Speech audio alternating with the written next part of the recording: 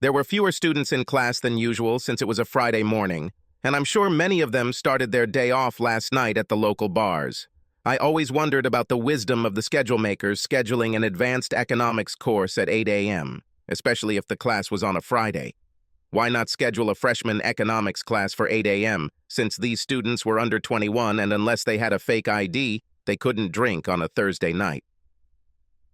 Absenteeism would be much lower in freshman courses, but that would be too logical. In the real world I live in, those in power seem to pride themselves on not being too logical. It doesn't matter if it's politics, big business, or a big university in the Midwest. Once someone becomes the power that be, he or she must leave their common sense at the door. Like many people, I was one of those guys who started my weekend on Thursday night. I was the king of parties. I had decent grades, but I never put much effort into my studies. I learned what I needed to, but I didn't feel like I had to impress anyone with my grades. Yes, I later realized that some recruiters were paying attention to this, but, oh well, I always proved to my bosses that I was more than qualified for the actual job. And then I started teaching, got a master's and a PhD in economics, and ended up teaching some of our brightest young minds. I was an assistant professor for the last 2 years, made good money, had a great schedule, and life was good.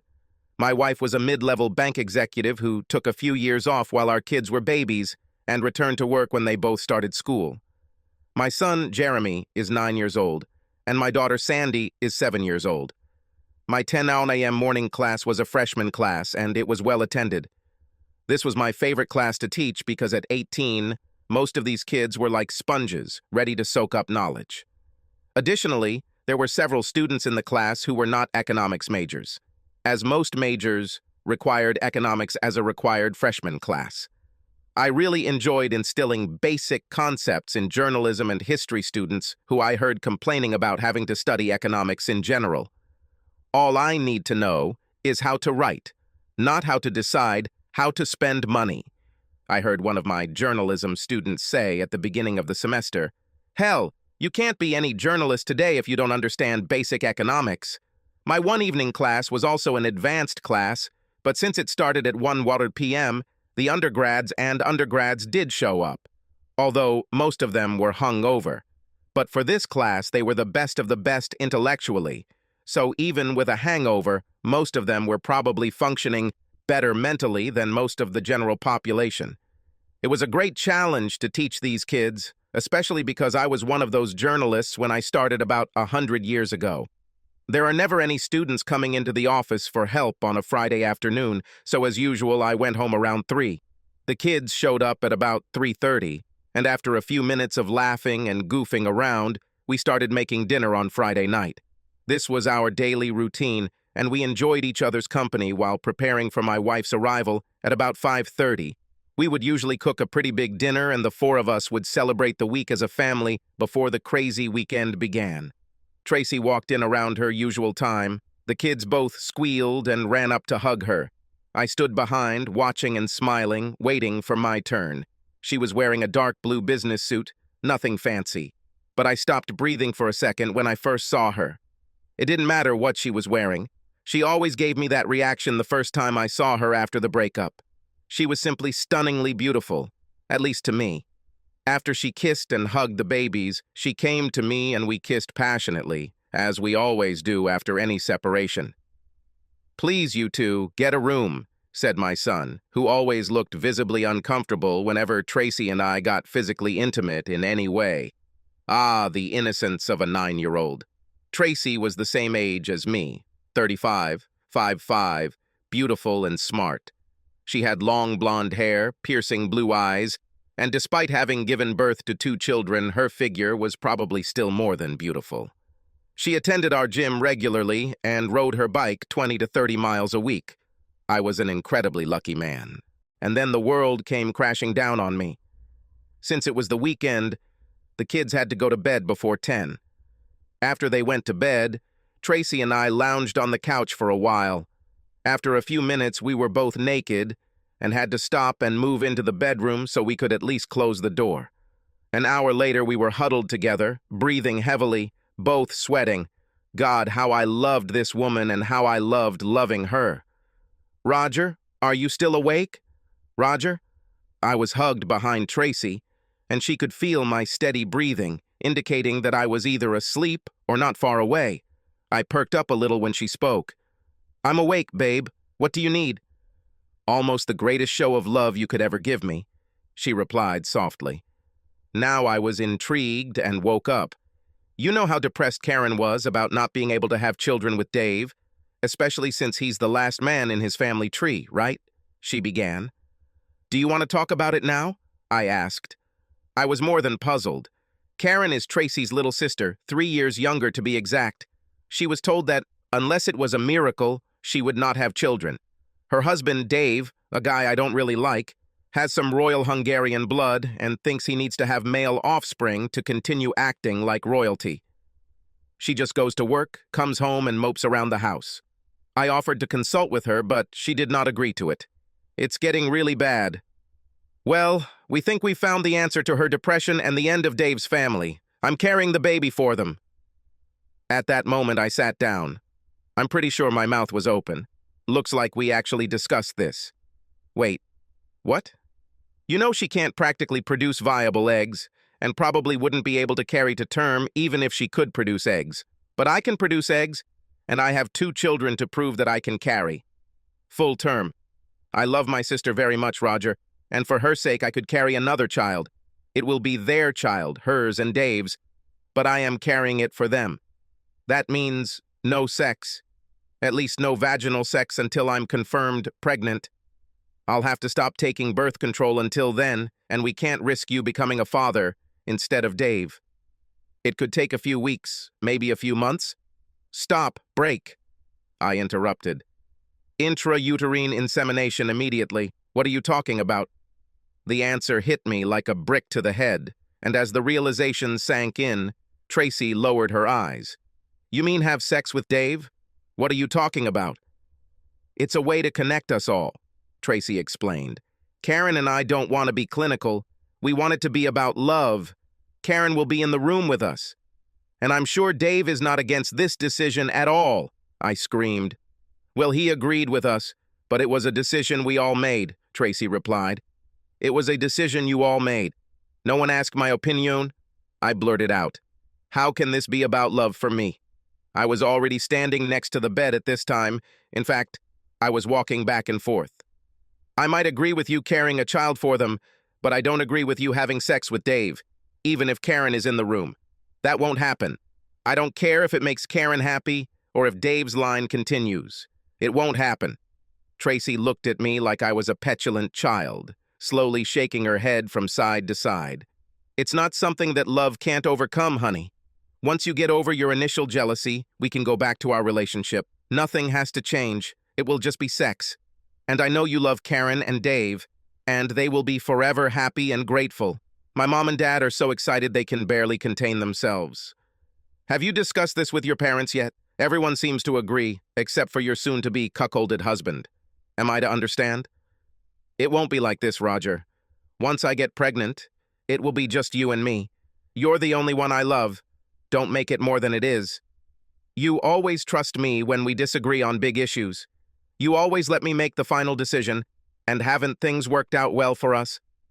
It's a lot more than letting you buy a brown sofa for the living room or choosing to go on vacation to Hawaii instead of Brazil, I said. For some reason you think my opinion was unnecessary, but that won't happen if you expect to stay married. Think about it a little more and I am sure you will accept my way of thinking. Next week is the most fertile. I was stunned, to say the least. I knew I wouldn't be able to sleep, so I turned on the light, got dressed, and left the house without saying a word. My favorite watering hole remained open until 2 o'clock, and instead of taking a seat at the bar as usual, I ordered a double Jameson and took it back to the table at the back of the bar. I downed my first glass in about 10 minutes, looked into the eyes of Carol, the bartender, and raised my glass again. Instead of the waitress bringing me my drink, Carol served me herself, asking if I was okay. Carol and Archie Migrant have owned the Cluster Cluck Bar and Grill for about 20 years, and with all that experience, Carol could probably be called a certified psychologist. She had known me for about 12 years, and all she had to do was look at my face to know something was wrong. Her question wasn't really a question, it was more of a statement of fact, and she expected a straight answer from me. I couldn't lie to Carol and gave it up in the next few minutes. She looked at me carefully and smiled tiredly. She looked at Archie, who had replaced her at the counter, and raised a finger. Archie came over with a cup of coffee for Carol, nodded at me, and walked quietly back to the bar. "You realize you've got a big mess here, Roger," she said. "Ever since I've known you two, you've always given Tracy her way. She believes that it is her right to make the final decision. If you don't put your foot down, she'll decide she can do what she wants, and you'll give her tacit approval, as usual. She'll have sex with that guy until she gets pregnant, then you'll have to carry the baby for the next 9 months. Then she'll probably just repeat the process in the future since you already agreed once, and perhaps in the future." "Oh, damn," I whispered. "Yes, in the very near future you will have to make difficult choices, so you need to think carefully about everything." Right before the last call, I had one more take, and then I went home. I could probably drink half a bottle and stay sober due to my bad mood. When I returned home, the house was dark. I didn't bother going upstairs to our bedroom. I grabbed a blanket from the closet and crashed into my lazy boy. The next morning, I heard Tracy and the kids laughing in the kitchen. I staggered into the room, still wearing my clothes from last night, and made my way to the coffee pot. "Good morning, Sonia," Tracy cooed to me as I walked past. "Did Mr. Jameson make things better last night? Are you ready to start your day and become everyone's hero?" She knew me so well that she even knew that I would drink when I had to solve a problem. Unsurprisingly, she decided that the matter was probably settled. We didn't talk about Tracy's proposal at all on Saturday, but there was a certain tension in the air. While we were eating on Saturday night, Tracy casually reminded me that we were invited to her parents' house for Sunday dinner the next day. I don't remember her telling me that before. We left for her parents a little after 3 o'clock in the afternoon and stopped at about 4. As we pulled up in front of Tracy's parents' house, I noticed cars belonging to Dave and Karen and Tracy's 2 aunts and uncles. I glanced sideways at Tracy and she smiled back at me, like someone who already had the answers to the test she was about to take. The kids ran off to play in the backyard and we adults gathered in the living room. Karen walked slowly towards me, touched my shoulder and looked deep into my eyes. I shook my head slowly, then lowered my eyes. She looked like she was about to cry until she looked at Tracy, who was nodding and smiling. I started to feel uncomfortable. There was a refrigerator stocked with beer in the kitchen and a couple bottles of booze on the counter. I grabbed a bottle of Ciroc vodka, threw some ice into the glass, and poured myself the equivalent of 2 shots. I felt that my life was about to get really interesting. I shouldn't have been surprised that my mother-in-law started all this. I was married to her daughter for 13 years, and she still hated me. I was not who my in-laws wanted Tracy to marry, and they made that clear on multiple occasions. "I can't believe you're so selfish as to deny Karen and Dave the chance to have their own child. What kind of idiot are you?" Lorraine Tortello practically screamed at me, so they were going to try to lather me up. I didn't expect this to happen. "I'm not that selfish, Mom. I agreed that Karen and Dave could borrow Tracy's womb, but there was no reason to have sex. Fertilization is a perfectly healthy way to get this ready. I don't see any point in doing anything else. But this is such a clinical approach and is unlikely to be the way our children were conceived with love. We want Karen and Dave's baby to be conceived in love," Tracy replied. "We want it to be a loving experience." "We? Who are we?" I asked. "I was never consulted about this. They told me this, but I don't agree with it. I will never agree to this. He doesn't have to make love to you for you to have a child with them. It's about conceiving a child in love, not about Dave and I having that kind of love for each other," Tracy chimed in. "Karen will be in the room with us, dear." "He's packing, isn't he?" I asked, as the light bulb went off in my head. Dave grinned at me. Everyone else looked at him. If she's going to carry our child, shouldn't she at least have a little fun with it? Karen was crying. Totally wrong answer, Karen, I shouted. So what is it, Tracy? He's gaining 9 inches? Dave grinned at me again, nodding his head. Only for the money, old man. He chuckled. So you get a 9-inch tube to enjoy for a while? He has sex with my beautiful wife, Karen gets the baby, and I will be the fucking cuckold. You can't be serious. None of you. This is wrong. I love you, Roger, and only you, Tracy insisted. After I get pregnant, it will be just you and me again, forever. I finished off the rest of the vodka in a glass and stood up. Let me, Karen, and her husband take you home. I suddenly didn't want to eat, I said, heading towards the door. The first few days of the week, it was more than frosty at home. We both talked to the kids, but neither of us said more than a few sentences to the other. Finally, on Wednesday, after we had eaten and washed the dishes, and the kids had gone to their rooms to do their own thing, Tracy spoke. Roger, you know I would never do anything that could harm us, our family. I know deep down that this is the right thing to do, and I know that once you overcome your jealousy and fear, you will see it too. And if we don't do this now, in a few years, you will come to me with great regret for ruining everything for Karen and Dave. I'm 35. I only have a small window left to safely carry a child and maybe get my body back after that. I love my sister and brother-in-law, but I'm not going to carry a child for them in my 40s. Then do it at the clinic like everyone else, Tracy. Love is so much more than just a threesome between you, Karen, and Dave, I replied. Nothing like that will happen, Tracy said. Roger, we've been married 13 years. You have to trust me on this, please. I can't do this, Tracy. I will not share you with anyone, not even with my family. If you insist on going through with this, we won't exist anymore. I won't be a part of it. Thursday night after dinner, the 4 of us sat in our assigned seats in the living room and watched TV. My designated spot was my lazy boy. The children and Tracy were sitting on the sofa. Tracy stood up, walked over to me, and very carefully climbed into the lazy boy with me, actually laying halfway on top of me while I lay there. I moved back a little to make room for her. 5 minutes later, she was blowing gently into my ear, and the hand stroking my leg became a little adventurous. She placed her lips on mine and then tried to suck my tonsils. God, could you two get a room? Jeremy said with real disgust on his face. Tracy and I looked at each other, then stood up and walked up the stairs to our room. This was not uncommon for us. We were both confident that Jeremy knew what was going on. I'm not sure Sandy knew or understood. However, we tried to remain silent. Neither of us said a word as we got dressed and went downstairs to continue watching TV. Jeremy looked at us in surprise as we descended.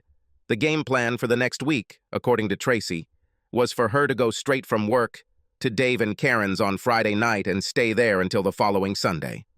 On Sunday evening, we had a family reunion. Although I was low-key hoping she would call it off, I made plans with the kids for both weekends. I wanted to spend as much happy time with my kids as possible before I changed their lives forever. On our first big weekend, we visited the Cincinnati Zoo. All the kids knew about Tracy not being with us was that she was helping Aunt Karen and Uncle Dave with a big project at home. The second weekend, we visited the Cleveland Zoo and the Rock and Roll Hall of Fame, among other things. I used the same excuse that Tracy wasn't with us. By the end of 9 days, I looked terrible. I hardly slept at all. We were at home about an hour outside of Cleveland when Tracy pulled into the driveway. The kids ran out of the house to greet her happily, chatting about our wonderful weekend. After she left her bags by the stairs, Tracy came into the living room to greet me since I didn't greet her as usual. I didn't put the chair down, I didn't get up, and I didn't kiss her. She stood at the foot of the chair for about 5 seconds, looking at me. My inaction did not go unnoticed by her. "So this is how it will be?" she asked. "Are you really going to play the injured party, Trace?" I snapped. "Against my expressed wishes, the 3 of you go on a 9-day sex festival to impregnate his child while I look after our children and pretend everything is fine. This is not love, as I understand it." How many times have you let him have sex with you? How many times have you given a damn about me and the kids? I wasn't put here to be anyone's punching bag, diss rag, or cuckold.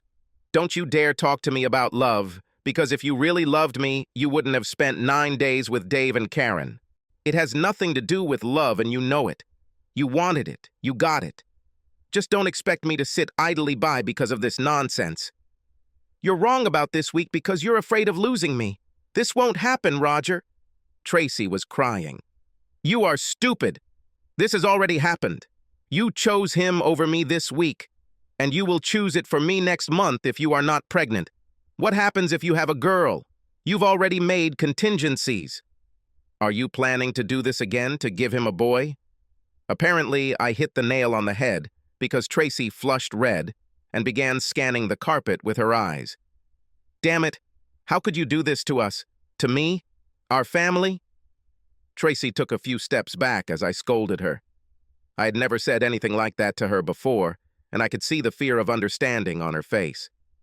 This problem wasn't going to go away with her pouting face. So you're trying to turn the kids against me by being a fun parent? Tracy asked, trying to change the conversation a little.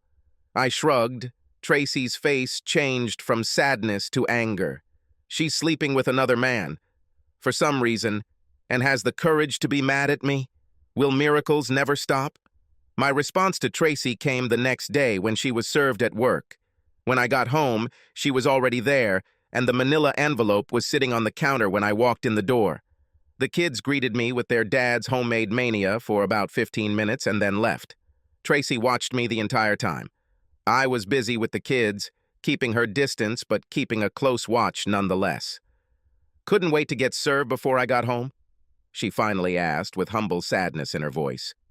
Because I had very little dealings with the lawyer, it was not my first priority for them to file the motion early. This was the first chance they had to have it awarded.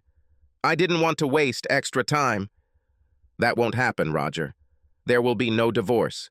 I told you, I love you, and only you. I will not allow you to destroy us, our family, because of your jealousy and selfish insecurities. You'll thank me someday, she said. I exhaled deeply. Jealousy and self-doubt caused by selfishness. God, I love these terms. I believe the best defense is a good offense. At dinner, I explained to the children what was happening. I told them and Tracy that I would be gone by the weekend, but they could still see me whenever they wanted. I think all 4 of us cried at one point or another. The most poignant moment came when Jeremy asked why I was divorcing Tracy. He's pretty insightful for a 9-year-old, so I figured I'd give him a sanitized version of the truth. We can't be married anymore because Mom broke Dad's heart, I said simply. Jeremy simply nodded. But Mom won't allow a divorce, Tracy intervened. Very soon we will all be a family again. She gave me a smug and confident look. I curled my mouth and gave her an annoyed look. After dinner, I took 2 large suitcases out of the closet and loaded them with clothes for the week and other things I thought I would need. Tracy looked at me from the doorway with a look that, at best, expressed irritation. We'll still be here when you get over your madness, Tracy said, as I grabbed the keys and headed to the car. I kissed both children and told them I loved them. I told them that they would still see me often, since I would be there for them. I moved into a small apartment about 15 minutes from our house and continued doing normal dad things like coaching my son's Little League team and taking my daughter to dance lessons. Because Tracy fought the divorce so hard, it took almost a year to get it done. Dave's swimmers didn't make it in the first month, so Tracy went for round 2 a month later. Even though I didn't have room in the apartment for the 3 of us, the kids and I did the best we could for 2 more days off, treating the time like it was some kind of giant camping trip. When I brought the kids home on Sunday afternoon, Tracy was still not home, so we hung out for a while as usual. When she finally appeared, we just looked at each other. Well, actually, I stared at her, and she just looked at me like a disappointed parent looks at a failing child. Tracy's pregnancy began to show in her 3rd month. The little bump in the middle of her body brought back memories of better times. They quickly disappeared as anger grew within me that I was not the father of this lump. At 6 months, Tracy was quite large, the same as she had been when she carried both of us. I have to admit, I always thought she was incredibly sexy pregnant, and this time was no exception. One day, I brought Jeremy home from batting practice, and Tracy invited me to dinner. Having no other plans, I agreed. After eating, the kids left, but Tracy brought coffee and apple pie, so I sat around for a while. Before I knew it, we were in what used to be our bedroom, and I was running my hands up and down her stomach. Hey, I'm human, and if she was going to put it out there, I would love it. As we came to our senses and were breathing heavily, she looked at me and said, "Damn, Raj, that was good. I miss that. Are you sure about this divorce? Don't you still love me?" I assumed I would always love you, Tracy. That's the problem. I still love you, but apparently you don't love me enough. That's not true, Roger. Come back home. Let's be a family again, she said. What makes you think I would let you have sex with another man, especially when I told you I wouldn't let that happen? You know me better, babe. Why? She didn't answer, but her blush told me a lot. She honestly thought I was going to give her a hall pass. We made vows, babe, I whispered. You ripped my heart out with your little trick. A couple of months later, I had the kids over for the weekend when Tracy gave birth to, well, technically, Karen and Dave's baby. I didn't ask about it, but the next time I had kids, they told me everything. I pretended to be interested in their new cousin. A week later, I received what I thought was an unexpected phone call from Tracy. What? No flowers? No phone call? Not even a baby gift for your new niece? She said unceremoniously when I picked up the phone. I thought better of you. You apparently think much better of me than I do, I replied. I don't think I can claim to be an uncle in the little that's left of our marriage. And as for sending you flowers, you still don't get it. You can't break my heart and keep all my love. That's not how the game is played. The divorce was finalized a month later. Tracy got the kids, the house, child support, and some alimony for herself because I made more than her. Apparently, she made some friends too because I noticed that very few of our friends kept in touch. I didn't notice it at first, but then little things started adding up, like many of the men barely noticed me when we met at kids' events. After several instances of being ignored, I finally got angry enough to ask one of these longtime friends if I had become radioactive or had a problem with my smell. Oh man, you ruined everything with that baby story. How could you be such a selfish bastard? Rick Jensen asked me when I got him talking one night at the Cluster Cluck bar. So you all and the other guys think I had to become a cuckold just so that bastard Dave could have a baby? I asked in disbelief. Cuckold?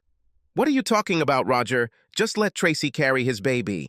If that's what she wants to do, all you have to do is support her, and you'll be a real hero.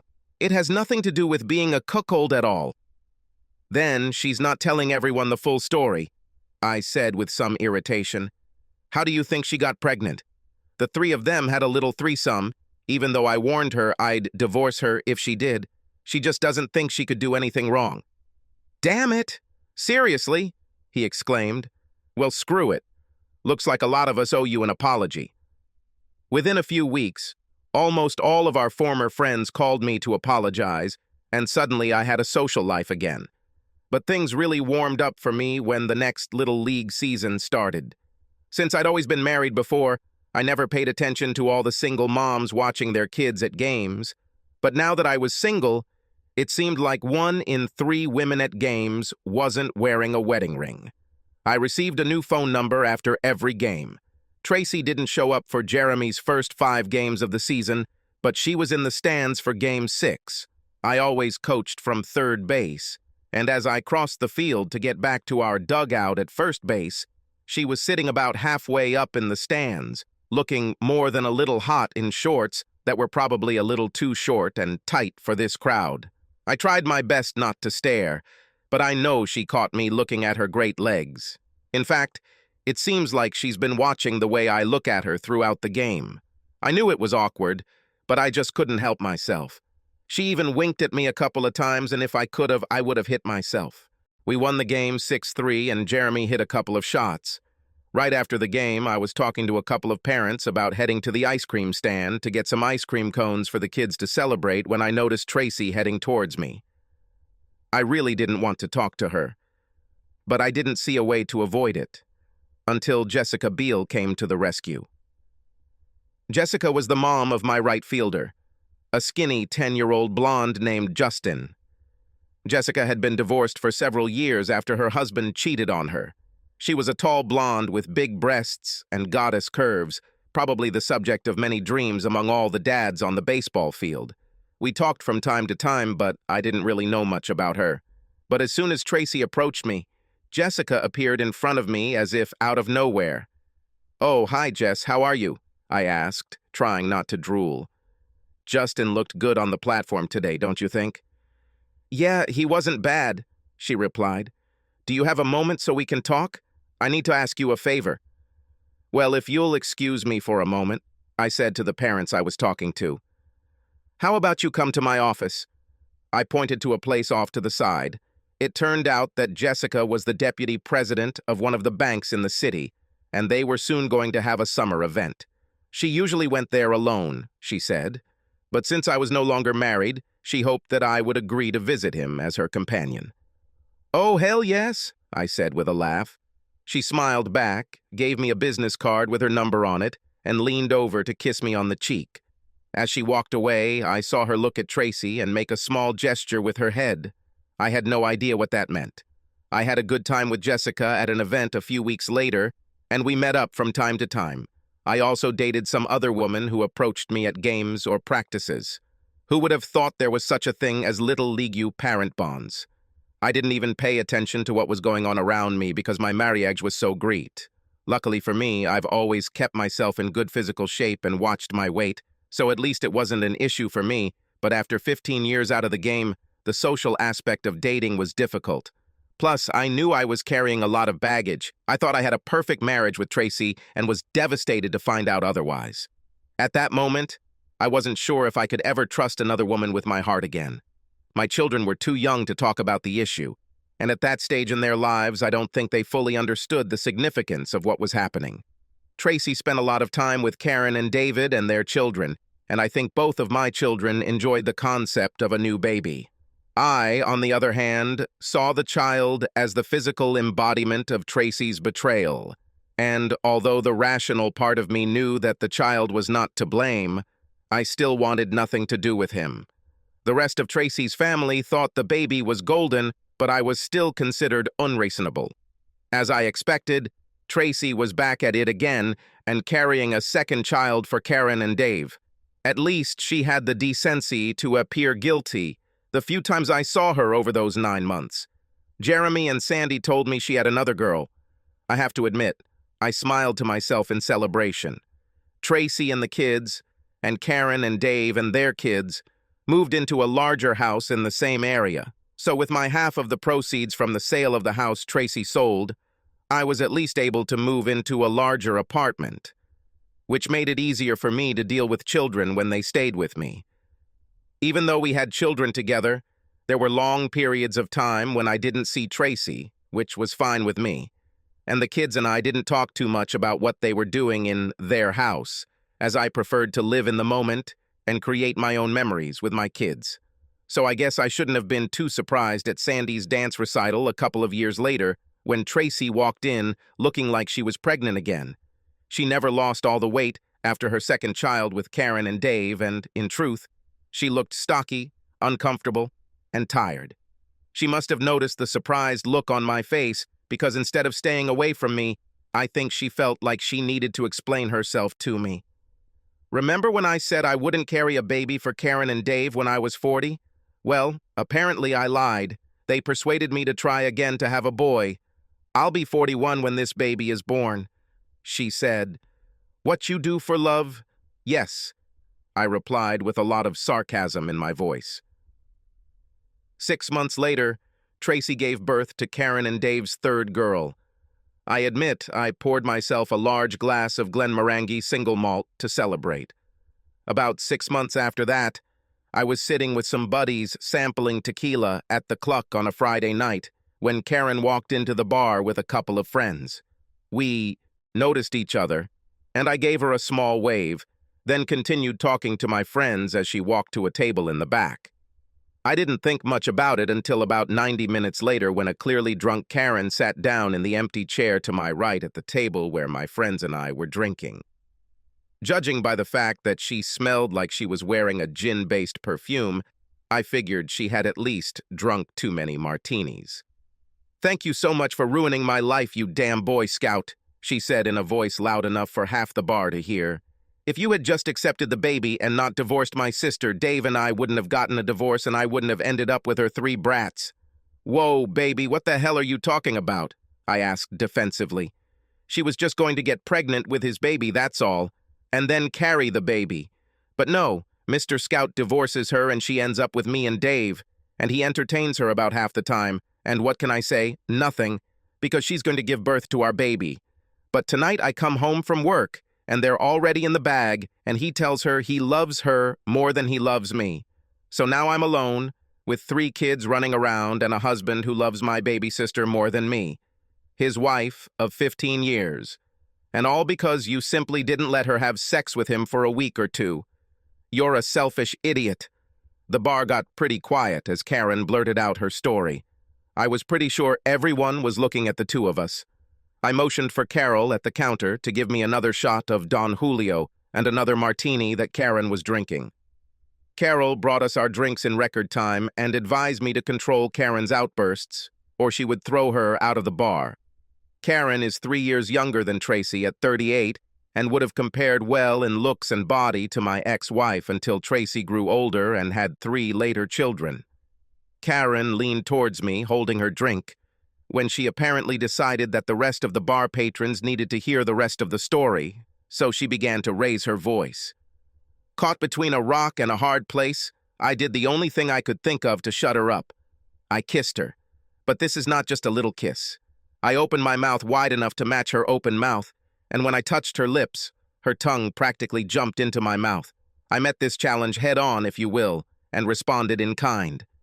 30 seconds later, we were in my car and heading to my apartment. I have no rational explanation for what followed. Damn it, Roger, do you do this to all your women? Or was this some kind of revenge sex scenario we just played out? It was fucking amazing. Dave had never done anything like this to me before. That was... Thank you. I lay there with Karen curled up on my chest just like Tracy did. I stared at the ceiling, trying to understand why exactly I did what I just did. I'm sure part of it was revenge, but I know part of it was pure lust. I know deep down that I still love Tracy, at least to some extent, and Karen was as close as I could get, without all the baggage. Oh yes, I know there was some baggage here. I had just broken one of my personal codes by knowingly having sex with another man's wife, but I owed Dave less than nothing, and considering that Karen was part of the unholy triumvirate, I had no problem doing it just for my own pleasure. "Tracy always said you were a good, generous lover," Karen said as we lay side by side looking at each other. "But she never went into detail. I'd say she greatly underestimated you. You know, I meant what I said last night. She was absolutely sure that you would let her have her way. But it was also about love, Roger. Seriously, the 3 of us have only grown stronger in our love for each other. I knew we were cutting ourselves off from you, but Dave and Tracy said our love was different from the 2 of you, and that was normal for us. She was so sure of your love for her. She was so sure that you would never get a divorce. Then when you let it pass, well, it was right that we let her and the kids move in with us. She gave us so much, but the longer she was with us, the more awkward I began to feel. I knew that she was developing feelings for him, and he was developing feelings for her, but I tried not to see it. She gave birth to our children. Karen and I continued to have sex parties every few weeks until her divorce was final 6 months later. Then, when she and David worked out a schedule for regular visits with the children, she spent entire weekends with me at my apartment, on weekends when David had the girls. For both of us, it started almost entirely with sex, but gradually grew into real friendship. I always got along with her when she was my daughter-in-law. Spending the weekend with her gave me a new understanding of who she was. I know it started out as penance for her, but I think we both grew as friends, even though we knew it would never happen again. And then, it had to be something more. About a year later, Karen woke up before me on a Saturday morning after an intense Friday night of sex and wandered to the bathroom. I was vaguely aware that she had come out of my bed, since at that moment I was half asleep. The next thing I heard was disgusting noises coming from the bathroom, so I jumped out of bed and knocked on the door. "Are you okay, Car?" I asked. She gathered her strength and answered, "Yes, I'm fine. I'll be right out." When she came out and sat on the edge of the bed, she looked a little pale. "Maybe I caught some kind of virus," she said. "This is the third time this week that I've had morning sickness. It kind of reminds me of Tracy's pregnancy with the girls, and—" She fell silent and looked at me with an expression that mixed fear and delight. I didn't need mind reader abilities to understand where this was going. "Wait, I thought you couldn't get pregnant, let alone carry a child to term," I said, with a quiver in my voice. "We never used protection for this reason. The doctor never said I couldn't get pregnant. It was just that the chance of it was very low. He called it a 1 in a million chance, and the chance that I would be able to carry the baby to term was the same." "Wow," was all I could get out. We jumped in the shower, and for the first time since we started our friends with benefits relationship, we didn't have sex in the shower. We were both preoccupied with other things. We made coffee and toast in silence. After pouring the coffee and buttering the toast, we sat down at the kitchen table instead of sitting in front of the TV as usual. "Look, I don't believe in abortion except in emergency situations, but I'm not the one who has to carry this baby," I began. "But I will be there for you through everything, and I will support this child with both love and finances if you decide to keep him, and by some miracle you are able to carry him to term. I mean, I will always be there for you, even if one of us or both will end up getting married again." Karen started crying, and I walked over to her and hugged her tightly. She then began to sob uncontrollably. I just let her talk. "Maybe this is God's way of balancing the score, the ultimate way of retribution for ruining your marriage," she finally said. "If that's the case, then he really does have a sense of humor." She smiled at me, and suddenly the world seemed a little brighter. We got dressed and spent the day out, first visiting an art gallery, then a craft show, and finally going out to dinner. Over the course of the day, we both came up with a bunch of little things we needed to do if Karen was actually pregnant. We bought a home pregnancy test, and it confirmed that Karen was pregnant. A visit to her OB-GYN a couple of weeks later finally confirmed this, and the doctor explained to both of us the risks of carrying Karen's baby. Karen didn't blink when she told the doctor that not only would she carry the baby to term, but that it would be a perfect, beautiful, healthy baby.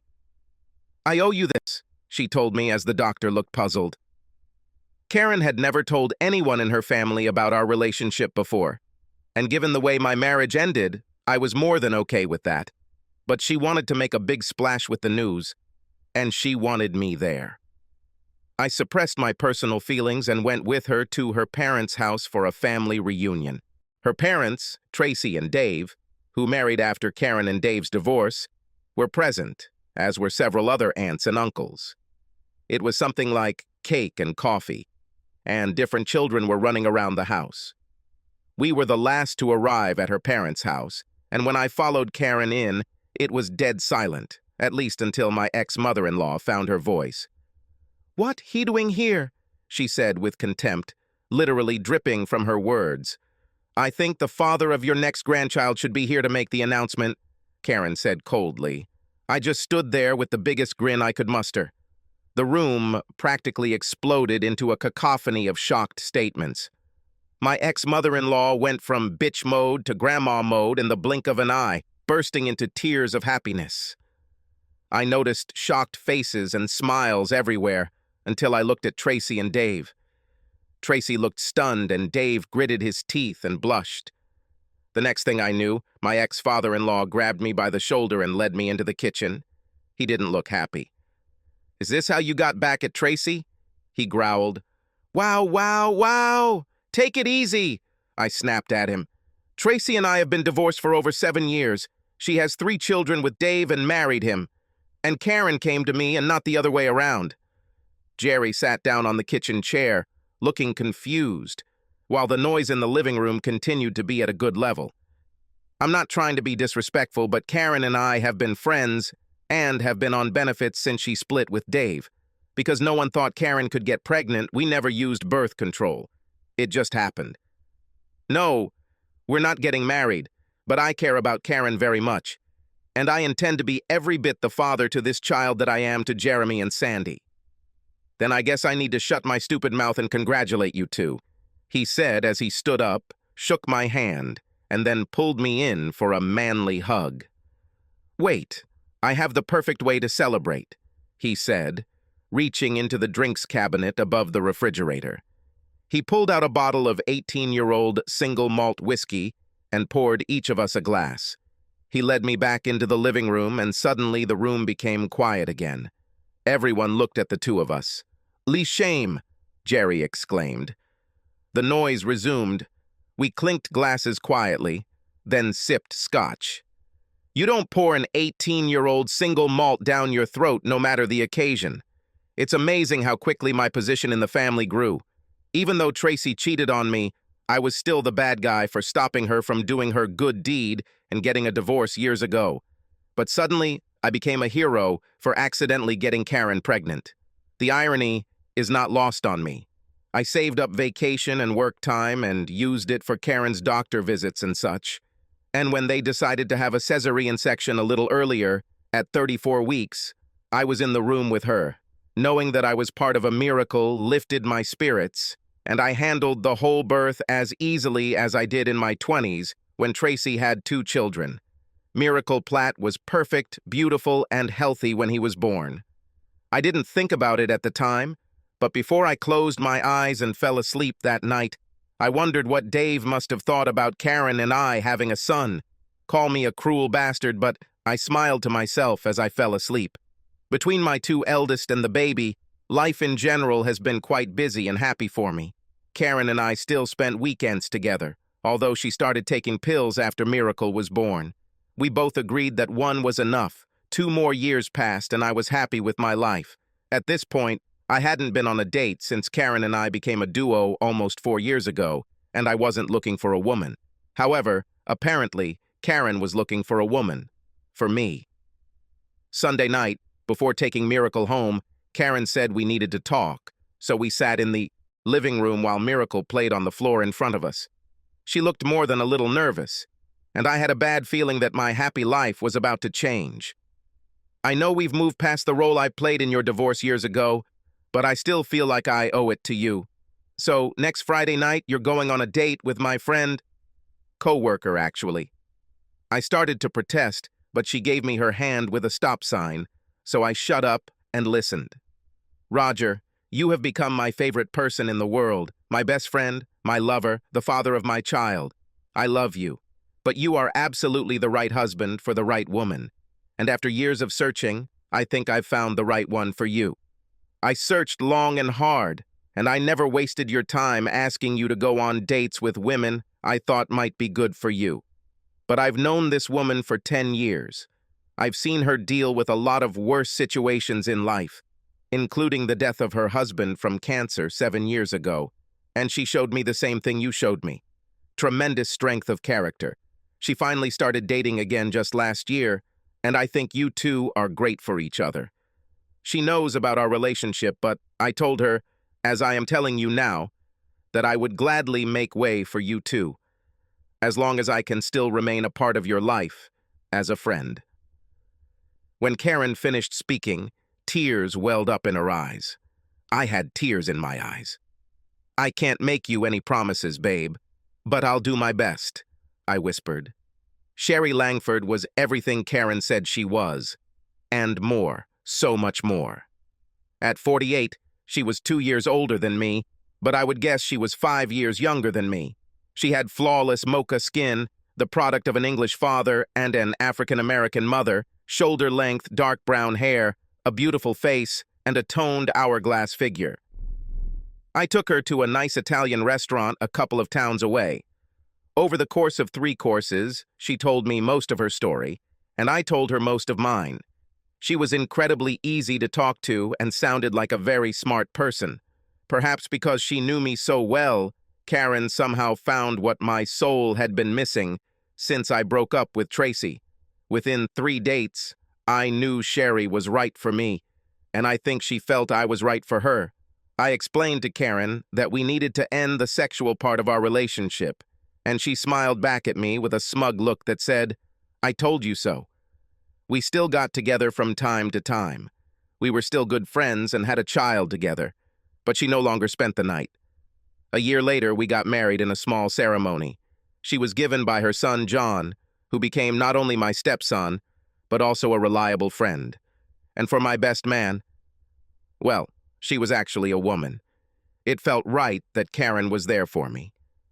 Sherry completely understood my friendship with Karen, considering she was another close friend of Karen's, and the three of us often did things together, especially baby things with Miracle. Mama Sherry quickly became one of my son's favorite people. I'm not saying life was perfect, but we were very happy and I had few complaints. Except for one Miracle 5th grade social studies teacher who gave my child a failing grade on his genealogy project. She seemed to have a little trouble understanding his tree. Damn, I live it, and it's hard for me to follow it. Subscribe to our channel so that your second chaff doesn't cheat on you, and go ahead and listen to the next story, because this story is nothing compared to the next one.